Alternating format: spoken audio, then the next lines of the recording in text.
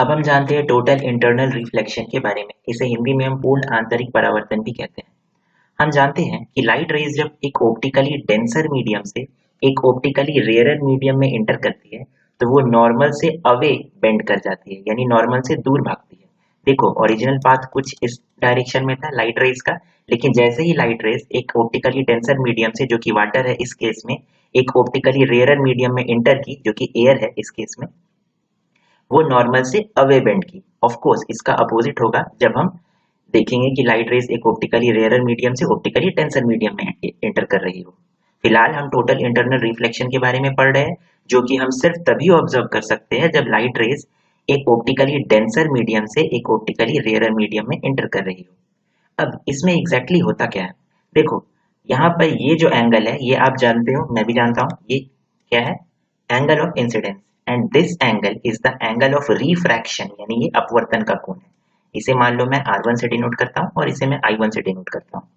अब धीरे धीरे मैं इस I1 एंगल को बढ़ाऊंगा। ओके, ये एक टॉर्च है जिससे कि मैं लाइट दे रहा हूँ।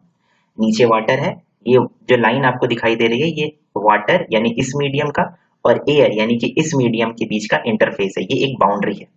क्लियर है? अब धीरे धीरे मैं इस एंगल यानी एंगल ऑफ इंसिडेंस को बढ़ाता हूँ और ऑब्जर्व करता हूँ कि ये जो रिफ्रैक्टेड लाइट रेज है, रिफ्रैक्टेड लाइट रे है यानी अपवर्तित जो किरण है, ये किस तरह से जा रही है, किस रास्ते जा रही है। चलो, I1 को थोड़ा सा बढ़ाने पर हम देखते हैं, मान लो कि अब ये I2 हो चुका है। Of course I2 is greater than I1।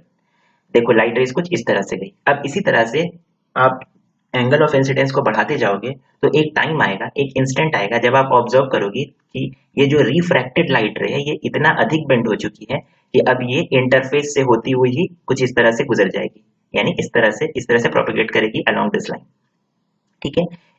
यानी कि एंगल ऑफ इंसिडेंस का वो वैल्यू जिसके लिए जो रिफ्रैक्टेड लाइट रे है वो सेम इन दोनों मीडियम के इंटरफेस से होती हुई गुजर जाए, इस वैल्यू को हम क्रिटिकल एंगल कहते हैं। ठीक है? अब एंगल ऑफ इंसिडेंस को अगर हम क्रिटिकल एंगल से थोड़ा सा भी बढ़ा दें तो क्या होगा? ये राइट, ये जो लाइट रे है वो सेम मीडियम में लौट जाएगी अब। और इसी फेनोमेना को हम कहते हैं टोटल इंटरनल रिफ्लेक्शन, यानी कि पूर्ण आंतरिक परावर्तन।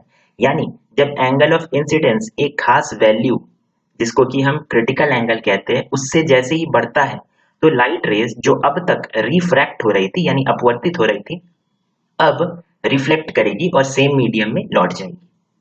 क्लियर है? This phenomena is called total internal reflection. इस फेनोमेना के बारे में एक इंपॉर्टेंट बात यह है कि टोटल इंटरनल रिफ्लेक्शन में थोड़ा सा भी लाइट रेज दूसरे मीडियम में इंटर नहीं करती, यानी 100% लाइट रे जो आकर के इस इंटरफेस से इंसिडेंट हो रही है वो पूरी की पूरी कुछ इस तरह से सेम मीडियम में रिफ्लेक्ट हो जाएगी। क्लियर है? देखो, मॉडर्न टाइम में टोटल इंटरनल रिफ्लेक्शन फेनोमेना का जो सबसे बड़ी स्केल पर यूज होता है वो होता है in optical fibres. Optical fibres का काम क्या होता है? ऑप्टिकल फाइबर्स लाइट रेज या डिजिटल सिग्नल्स को एक एंड से दूसरे एंड तक ट्रांसफर करती है विदाउट एनी लॉस। यहाँ यानी कि यहाँ पे जो लॉसेज होता है वो ऑलमोस्ट जीरो होता है। ठीक है? इसलिए ऑप्टिकल फाइबर्स काफी इफिशियंट होती है। ये हजारों किलोमीटर दूर तक डेटा को ट्रांसफर करती है। जैसे आप इंटरनेट यूज कर रहे हो तो हर सेकेंड पूरी दुनिया में कई सारी चीजें, कई सारे वीडियोस, फोटोज, वॉइस मैसेजेस, ये सारी चीजें अपलोड हो रही है। हर सेकेंड ये सारी चीजें डाउनलोड हो रही है।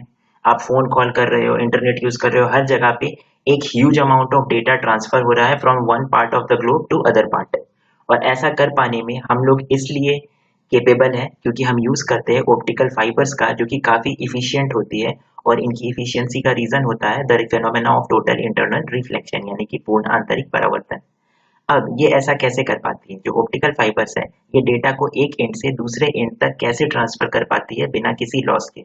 यहाँ पे देखो, लॉसेज होती तो हर जगह है, लेकिन लगभग ना के बराबर लॉसेज होती है। ओके, अब ऐसा कैसे कर पाती है? यहाँ पर देखो, हम करते क्या है, सबसे पहले हम स्ट्रक्चर समझते हैं एक ऑप्टिकल फाइबर का। ओके, इसमें एक इंटरनल कोर होता है। ऑप्टिकल फाइबर जो होती है ये एक बहुत ही थिन ट्यूब होती है। ओके, और इसका जो डायमीटर है, इसको आप कंपेयर कर सकते हो ह्यूमन हेयर के डायमीटर से। ये इतनी पतली होती है और फिर भी ये बहुत ही हाई स्पीड पर डेटा को ट्रांसफर कर सकती है, यानी ट्रांसमिट कर सकती है अपने एक एंड से दूसरे एंड तक। ऑप्टिकल फाइबर में एक इनर कोर होता है जो कि ग्लास का बना होता है।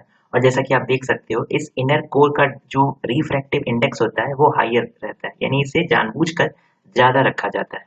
इसको कवर करते हुए एक और ट्यूब होती है और ये भी ग्लास की बनी होती है और इसके रिफ्रैक्टिव इंडेक्स को जानबूझकर कम रखा जाता है। ठीक है, ये जो बाहर वाली ट्यूब है यानी जो कवर कर रही है इस अंदर वाली ट्यूब को, इस ट्यूब को हम कहते हैं क्लैडिंग। ओके, और इस अंदर वाली ट्यूब को हम कहते हैं कोर। और जो डेटा को हमें ट्रांसफर करना है from one end to other, वो इसी कोर के अंदर ट्रांसफर होती है। अब ऐसा कैसे होता है? हम जानते हैं कि लाइट रेज जब हायर रिफ्रैक्टिव इंडेक्स से लोअर रिफ्रैक्टिव इंडेक्स वाले मीडियम के बीच के इंटरफेस में स्ट्राइक करेगी तो उसका टोटल इंटरनल रिफ्लेक्शन होगा, प्रोवाइडेड कि वो क्रिटिकल एंगल से बड़े एंगल पर स्ट्राइक कर रही हो, यानी एंगल ऑफ इंसिडेंस जो है वो क्रिटिकल एंगल से बड़ा हो। राइट, बस इसी प्रिंसिपल का यूज किया जाता है। हमने इस मीडियम को यानी इनर कोर को जानबूझकर ऑप्टिकली डेंस रखा, यानी कि इसका रिफ्रैक्टिव इंडेक्स जानबूझकर ज्यादा रखा, और बाहर वाले क्लैडिंग के लेयर को जानबूझकर ऑप्टिकली रेयरर मीडियम रखा, यानी इसके रिफ्रैक्टिव इंडेक्स को कम रखा। जब लाइट रेज इंसिडेंट करेगी at an angle greater than the critical angle तो उनका टोटल इंटरनल रिफ्लेक्शन होगा, यानी कि पूर्ण आंतरिक परावर्तन होगा, और इस तरह से ये सैकड़ों हजारों किलोमीटर दूर तक बिना किसी लॉस के जा पाएंगी, डेटा को ट्रांसफर कर पाएंगी।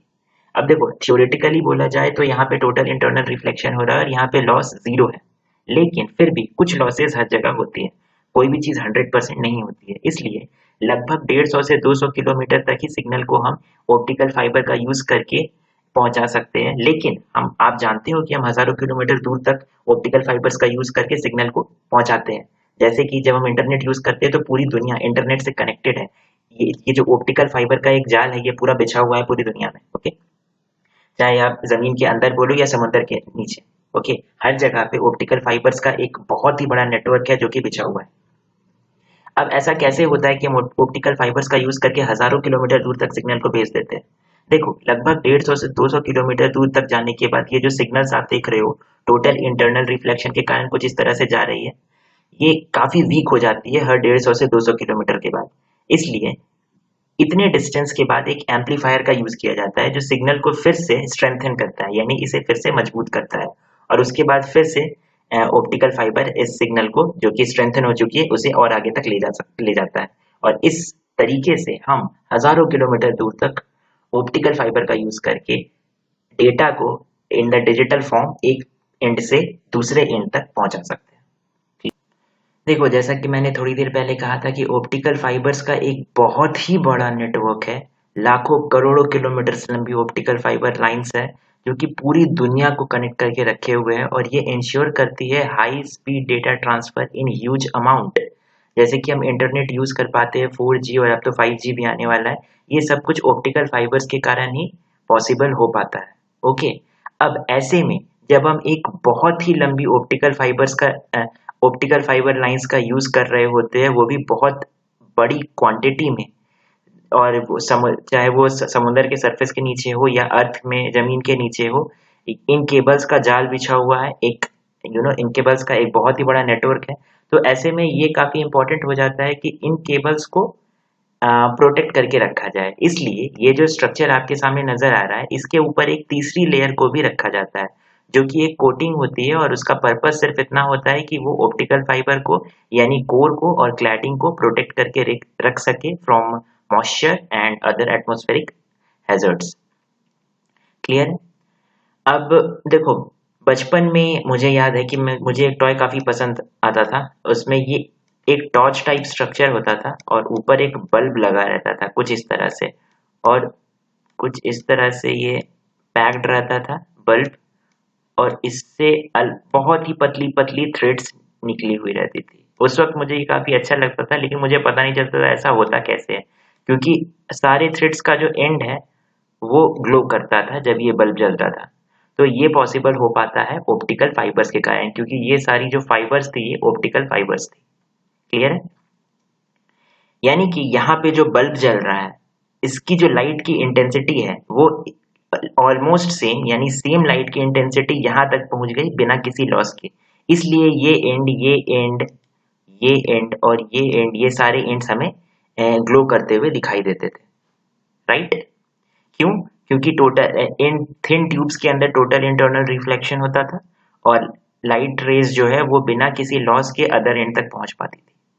क्लियर है? और हमें कुछ इस तरह से दूसरा एंड दिखाई देता था उन ट्यूब्स का। अगर आपने वो टॉय को देखा होगा तो आपको याद होगा। ओके, अब देखो नॉर्मली जो हम ऑप्टिकल फाइबर यूज करते हैं, ऐसा मत समझना कि एक सिंगल थ्रेड का यूज करते हैं, इस टाइप की एक सिंगल थ्रेड होती है, नहीं, ऐसा नहीं होता है।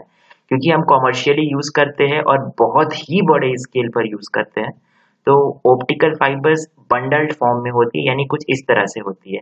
आपको एक ही केबल में आप कह सकते हो इसके अंदर कई सारे ऑप्टिकल फाइबर्स मिलेंगे, हजारों ऑप्टिकल फाइबर्स होंगे जो कि इसी तरह से प्रोटेक्टेड होंगे, यानी कि एक ऑप्टिक इनर कोर होगा, उसके ऊपर क्लैडिंग होगा और फिर उसके ऊपर एक प्रोटेक्टिव लेयर होगा। सिमिलरली देख सकते हो यहाँ पे कई सारे ऑप्टिकल फाइबर्स है जिनके ऊपर क्लैडिंग है, फिर प्रोटेक्टिव लेयर है, और ये सभी बंडल्ड फॉर्म में एक जगह से दूसरे बंडल्ड फॉर्म में इस वायर के अंदर है, इस बड़े मोटे वाले वायर के अंदर। ओके, कुछ इस तरह से हजारों वायर्स, हजारों ऑप्टिकल फाइबर केबल्स जो होते हैं वो एक बड़े थिकर वायर के अंदर होते हैं। ठीक है, अब हम बात करते हैं डायमंड की, जो कि शाइन करता है for the same reason of total internal reflection. हम देखते हैं ऐसा कैसे होता है। अगर हम डायमंड की मटेरियल की बात करें तो इसका रिफ्लेक्टिव इंडेक्स यानी कि एब्सोल्यूट रिफ्लेक्टिव इंडेक्स काफी हाई होता है, और डायमंड एयर इंटरफेस, मान लो कि बाहर एयर है, ओके, डायमंड एयर इंटरफेस पर क्रिटिकल एंगल काफी कम होता है, ये अप्रोक्सीमेटली 24 डिग्री होता है। ऑफ कोर्स ये डायमंड डायमंड वेरी करता है, अलग अलग डायमंड्स के लिए स्लाइटली वेरी करता है, लेकिन इसमें कोई बहुत बड़े स्केल पर कोई चेंज नहीं आता है, ये 24 डिग्री के आसपास ही रहता है, और ये एंगल अपने में काफी कम है।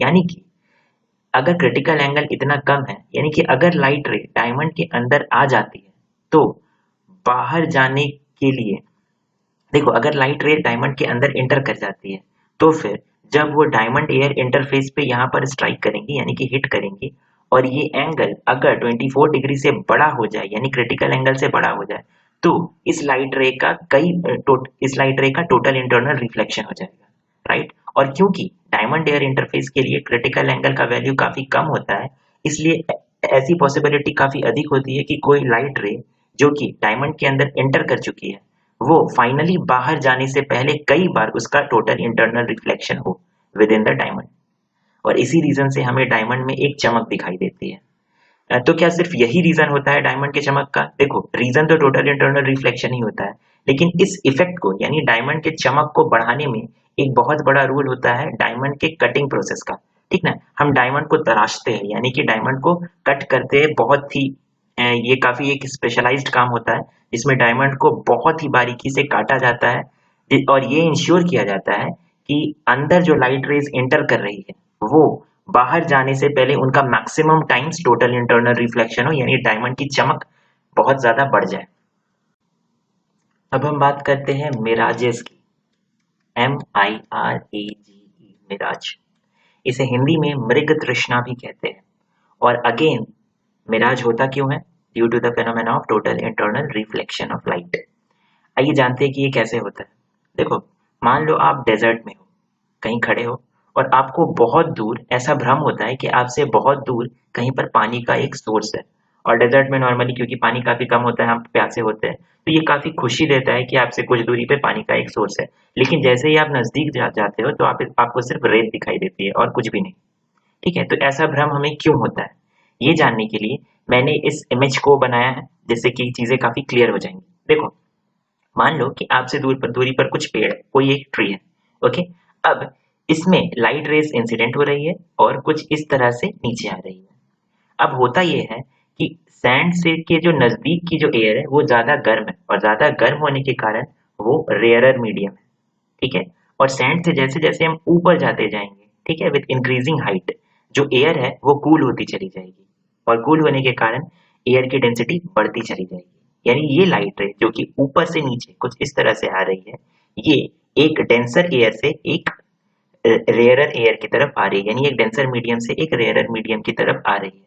यानी कि अगर आप कई सारी हॉरिजॉन्टल लेयर्स इमेजिन करो एयर की कुछ इस तरह से, देखो ये मैंने अलग से बनाया है, ठीक है, कई सारी हॉरिजॉन्टल लेयर्स आप इमेजिन करो, यहाँ पर एक लेयर है, यहाँ पर एक लेयर है, यहाँ पर एक लेयर है। ऑफ कोर्स कई सारी लेयर्स है और सभी को सारी लेयर्स को बनाना ना ही पॉसिबल है और ना ही इसकी जरूरत है। यहाँ पे आप कह सकते हो हजारों लाखों लेयर्स है एयर्स की। यानी कि लाइट का कंटिन्यूअस रिफ्रैक्शन हो रहा है कुछ इस तरह से। देखो जिस जिस अगर मैं इन तीन लेयर्स की बात करूं तो लाइट रेज पहले यहाँ पर आ रही है, ठीक है, मान लो यहाँ पे एक नॉर्मल इमेजिन करो। इस तरह से आप हर पॉइंट पर एक लेयर और एक नॉर्मल इमेजिन कर सकते हो, यहाँ भी, यहाँ भी, यहाँ भी, यहाँ भी, हर जगह। लेकिन सबको बनाना पॉसिबल नहीं था। ठीक है, देखो इस पॉइंट पे ये लेयर है एयर की और यहाँ पर ये नॉर्मल है। एंगल ऑफ इंसिडेंस क्या होगा, ये होगा। ये अभी क्रिटिकल एंगल जितना नहीं हुआ है, इसलिए देखो लाइट रेज का रिफ्रैक्शन हो रहा है। अब यहाँ पर इमेजिन, यहाँ पे कंसिडर करो, यहाँ पर भी जो एंगल ऑफ इंसिडेंस है ये क्रिटिकल एंगल से छोटा है, इसलिए अभी भी रिफ्रैक्शन हो रहा है। लेकिन जैसे ये angle of incidence critical angle से बड़ा हुआ, अब लाइट रेज रिफ्लेक्ट करने के बजाय टोटल इंटरनल रिफ्लेक्शन इनका हुआ, यानी कि ये अब ये ऊपर की तरफ जाएंगी, सेम मीडियम में लौटने की कोशिश करेंगी। ठीक है, अब क्योंकि ऐसा कंटिन्यूअसली बहुत सारी लेयर्स में हो रहा है, इसलिए इसका कंबाइंड इफेक्ट क्या होगा, ये लाइट रेज कुछ इस तरह से जाती हुई जैसे ही क्रिटिकल एंगल से अधिक एंगल पे इंसिडेंट करेंगी किसी लेयर को, और इस लेयर और नॉर्मल को आप इमेजिन कर पाओगे, हर पॉइंट पर आप एक लेयर और एक नॉर्मल इमेजिन कर पाओगे इस लाइट रे के पाथ में। ठीक है, जैसे ये angle of incidence critical angle से बड़ा होगा, देखो लाइट रेज अब ऊपर की तरफ आना शुरू करेंगी और हमारी आई में इंटर करेंगी। अब हम किसी भी चीज को परसीव करते हैं इनकमिंग लाइट रेज की डायरेक्शन में, उस चीज की इमेज को, उस चीज को परसीव करेंगे इनकमिंग लाइट रेज की डायरेक्शन में। अगर हम इनकमिंग लाइट रेज को बैकवर्ड डायरेक्शन में एक्सटेंड करते हैं तो देखो ये लाइट रेज कुछ यहाँ पर मीट करती है, यानी कि इस ट्री का एक इमेज हमें नीचे इस तरह दिखाई देगा। और ऐसा कब होता है, जब यहाँ बालू ना होकर पानी हो, पानी में हमें इमेजेस दिखाई देती है। ठीक है, इसलिए दूर से हमें ऐसा लगता है कि यहाँ पर एक वाटर सोर्स है, लेकिन जब हम नजदीक जाते हैं तो हमें कोई सोर्स नहीं नजर आता, यहाँ सिर्फ रेत नजर आती है। देखो ये काफी ऑब्वियस है, जब आप दूर हो तो लाइट रेज एक लंबा डिस्टेंस ट्रेवल करके आप तक आ रही है, यानी लाइट रे को टाइम मिला कि वो क्रिटिकल एंगल से बड़ी हो पाई और इसलिए वो ऊपर की तरफ फिर बढ़ी, यानी सेम मीडियम में इंटर करने की टेंडेंसी उनकी हुई, जिस कारण से वो ऊपर की तरफ गई और फिर वो हमारी आई में इंटर की। जैसे ही आप मान लो यहाँ से, यहाँ पे आपका प्रीवियस पोजीशन है, अब आप यहाँ पर आ गए मान लो। ठीक है, अब जो लाइट रेज आ रही है आपकी आंखों में वो पेड़ से डायरेक्ट आ रही है, इसलिए अब आपको नीचे कोई इमेज दिखाई ही नहीं देगा। ठीक है, तो इस फेनोमेना को हम कहते हैं, ये होता है मिराज फॉर्मेशन, और ये अगेन क्यों होता है, due to the phenomena of total internal reflection. I hope देखो जरूरी नहीं है कि मिराज जो है वो डेजर्ट में ही फॉर्म हो, इसके लिए जो जरूरी कंडीशन है वो ये है कि जो जमीन है यानी जो लैंड का सरफेस है वो काफी गर्म होना चाहिए, और यूजुअली डेजर्ट में जो रेत होती है वो काफी गर्म होती है, इसलिए मिराज हमें डेजर्ट में ज्यादा फ्रीक्वेंटली देखने को मिलता है। अब हम आते हैं रिफ्रैक्शन ऑफ लाइट यानी प्रकाश के अपवर्तन पे। रिफ्रैक्शन ऑफ लाइट के कारण भी हम कई सारे डेली फेनोमेनास को देखते हैं, जैसे कि वाटर के अंदर जो भी बॉडीज होती है, जो भी चीजें होती है, लाइक फिशेस या और कुछ भी, पानी के अंदर जो पेड़ पौधे, ये सारी चीजें अपने ओरिजिनल पोजीशन से कुछ रेज्ड दिखाई देती है, यानी कि ये अपने ओरिजिनल पोजीशन से कुछ ऊपर दिखाई देती है अगर हम इन्हें इस तरह से देखें। ठीक है, पानी के ऊपर से अगर हम देखें पानी के अंदर की सारी चीजों को, तो वो अपने ओरिजिनल पोजीशन से कुछ रेज्ड दिखाई देती है। ऐसा क्यों होता है, ऐसा होता है अगेन रिफ्रैक्शन ऑफ लाइट के कारण। ठीक है, यहाँ पर आप एग्जांपल देख सकते हो, एक कॉइन का एग्जांपल मैंने लिया है जो कि अपने ओरिजिनल पोजीशन से कुछ रेज्ड यानी कि कुछ ऊपर दिखाई दे रहा है, इससे लाइट रेज कुछ इस तरह से आ रही है और ये रिफ्रैक्शन के बाद away from the normal bend की। ऑफ कोर्स ये वाटर है जो कि ऑप्टिकली डेंसर मीडियम है, और ये एयर है जो कि ऑप्टिकली रेयरर मीडियम है, राइट। जब वाटर एयर इंटरफेस पे लाइट रेज पहुंचेंगी तो इनका रिफ्रैक्शन होगा और ये away from the medium, away from the normal bend करेंगी, राइट, क्योंकि ये ऑप्टिकली डेंसर से ऑप्टिकली रेयरर मीडियम में इंटर कर रही है। अब हमारी आंख किसी भी चीज को इनकमिंग लाइट रेज के डायरेक्शन में ही देखती है। ओके, तो अब इनकमिंग लाइट रेज को अगर हम बैकवर्ड एक्सटेंड करेंगे तो ये कुछ यहाँ पर आकर के मीट कर रही है। ओके, दैट इज वाई ये जो कॉइन है ये अपने एक्चुअल पोजीशन से कुछ रेज्ड हमें यहाँ पर दिखाई देगा, राइट। अगर मैं नॉर्मल की बात करूं तो देखो मैं आपको नॉर्मल दिखा देता हूं,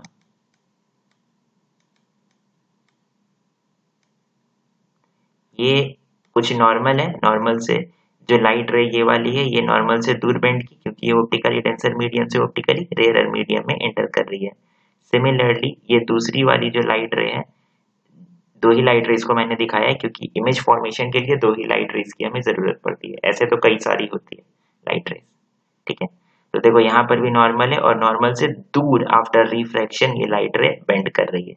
मैं नॉर्मल को हटाकर दिखा देता हूँ तो क्लियर होगा। ये देखो यहाँ पे ऐसे फिर नॉर्मल से दूर बेंड कर रही है। क्यों? क्योंकि ऑप्टिकली डेंसर से ऑप्टिकली रेयरर मीडियम में एंटर कर रही है ये लाइट रेज। क्लियर है? अब रिफ्रैक्शन ऑफ लाइट के कारण ये जो पेंसिल है या पेन जो भी पानी के अंदर होता है ये आपको कुछ बेंड दिखाई देगा, जो इसका पोर्शन पानी के अंदर होता है वो। ये भी अगेन रिफ्रैक्शन ऑफ लाइट यानी प्रकाश के अपवर्तन के कारण ही होता है। इसके अलावा जो भी हेवनली बॉडीज होती है वो हमें अपने एक्चुअल पोजीशन से कुछ रेज्ड दिखाई देती है। यानी कि आसमान में अगर आप देखो तारे हो या सूरज हो, वो हमें अपने एक्चुअल पोजीशन से कुछ रेज्ड यानी कि कुछ ऊपर ही दिखाई देता है। राइट? मैं आपको इसे इमेज के हेल्प से शो करता हूँ। यहाँ पर देखो, यहाँ पर मान लो आप खड़े हो, ये अर्थ है और अर्थ के चारों ओर का ये एटमॉस्फेयर है, यानी ये this is the mixture of various gases like oxygen, carbon dioxide वगैरह। ठीक है? अब लाइट रेज यहाँ पर ऑप्टिकली रेयरर मीडियम में है। ठीक है? जैसे ही ये अर्थ के एटमॉस्फेयर में इंटर करती है तो ये ऑप्टिकली डेंसर मीडियम में इंटर कर जा रही है। ठीक है? इसलिए अब क्या होगा, यहाँ पर जैसे जैसे ये लाइट रेज अर्थ के नजदीक आएंगी, जो एयर है वो डेंस होता चला जाएगा, यानी कि ये ऑप्टिकली डेंसर मीडियम में एंटर करती जाएंगी। इसलिए ये रेयरर से डेंसर में जा रही है, इसलिए नॉर्मल अगर इसको मानो तो ये नॉर्मल की तरफ झुकती चली जाएंगी और फाइनली कुछ इस तरह से आपकी आंखों पर पड़ेगी। अब लाइट रेज को अगर आप बैकवर्ड एक्सटेंड करो तो ये कुछ आपको ये जो स्टार है जिससे ये लाइट रे आ रही है आफ्टर रिफ्रैक्शन ये नॉर्मल की तरफ बेंड की। ठीक है? क्योंकि ये ऑप्टिकली रेयर मीडियम से ऑप्टिकली डेंसर मीडियम में एंटर कर रही है। ठीक है? तो अगर इस इनकमिंग लाइट रे को जो हमारी आंखों पे पड़ रहा है, ये इनकमिंग लाइट रे, इसको अगर हम बैकवर्ड एक्सटेंड करें तो हमें ये वाला स्टार ये कुछ यहाँ पर नजर आएगा। ठीक है? क्योंकि हमारी आंख किसी भी चीज को इनकमिंग लाइट रेज के डायरेक्शन में ही देखती है। क्लियर है? अब ये ऑप्टिकली डेंसर मीडियम क्यों है? हमारे नजदीक जो एटमॉस्फेयर में कई सारी गैसेज है इसलिए ये डेंस होगा, और अगर हम एटमॉस्फेयर से जैसे ही बाहर निकलेंगे तो ये पूरा वैक्यूम है, तो इसलिए यहाँ पर ये ऑप्टिकली रेयरर मीडियम होगा। क्लियर है? और देखो क्योंकि मुझे एक इमेज में शो करना था इसलिए मैंने सिर्फ एक बार रिफ्रैक्शन दिखाया है। जैसे ही ये एटमॉस्फेयर में इंटर की तो इसका एक बार रिफ्रैक्शन हुआ, मैंने ऐसा दिखाया है।